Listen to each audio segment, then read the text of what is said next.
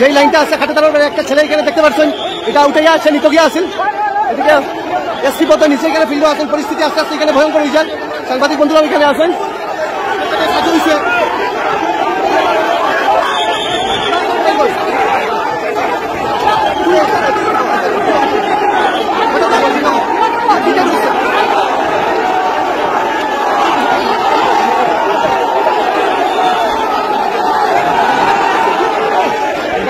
দেখতে পাচ্ছেন তারা আর কি যেহেতু এখান থেকে মাত্র 600 মিটার দূরে হয়েছে যা আন্তর্জাতিক সীমান্ত বিষয়ে তারা এখানে প্রথম একটা লাইন করিয়া রাখছে। এই সাইডও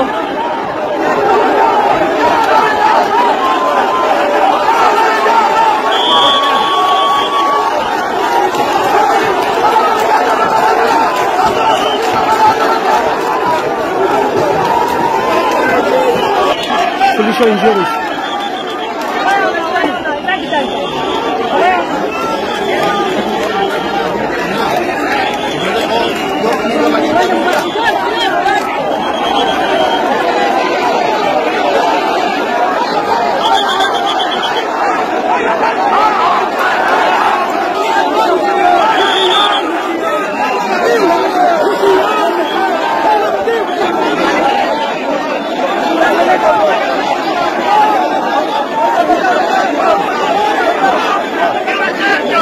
তো এখন দেখতে পারবা আন্দোলন শেষে সবাই এখন বাড়িতে যাই।